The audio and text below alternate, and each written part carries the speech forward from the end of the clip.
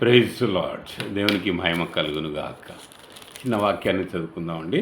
పేతురు రాసినటువంటి మొదటి పత్రిక 2వ అధ్యాయము 11వ వచనంలో, ప్రియులారా, మీరు పరదేశులను యాత్రికులనై ఉన్నారు గనుక ఆత్మకు విరోధముగా పోరాడు శరీరాశలను విసర్జించి అన్యజనులను మిమ్మను ఏ విషయంలో దుర్మార్గులను దూషింతురో ఆ విషయములో వారు మీ సత్క్రియలను చూచి వాటిని బట్టి దర్శన దినమున దేవుని మహిమపరచునట్లు వారి మధ్యన మంచి ప్రవర్తన గలవారై ఉండవలనని మిమ్మను బ్రతిమాలు కొనుచున్నాను. Praise lord. ఎంత ఘనంగా చెప్పాడు చూసారా.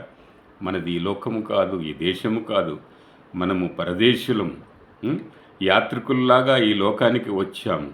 ఈ లోకంలోనికి వచ్చినప్పుడు అపవాది శోధిస్తున్నటువంటి ఆత్మకు విరోధమైనటువంటి శరీరాశలను అన్నిటినీ కూడా విసర్జించి అన్యజనులైనటువంటి ఇతరుల ఎడల మనము ఏ ఏ విషయములు దుర్మార్గులమని దూషింపబడుచున్నామో ఆ విషయములలోనే మన యొక్క సత్క్రియలను చూచి మంచి ప్రవర్తనను చూచి మనము సేవిస్తున్నటువంటి ఆ దేవుణ్ణి చూచి ఆ విషయములో వారు దర్శన దినమున్న దేవుణ్ణి మహిమపరచునట్లు వారి మధ్యన మనము మంచి ప్రవర్తన గల వారమై ఉండాలని దేవుడు కోరుతున్నాడు. Praise lord.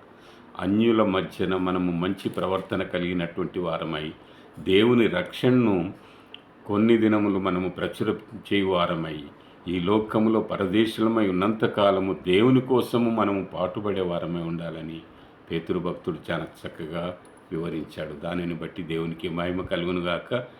ఆ విధంగా మనము ఈ లోకములో అనేకులకు మాదిరికరమైనటువంటి జీవితంలో మనము ఉందాము. దేవునికే మహిమ కలుగునుగాక. ఆమేన్.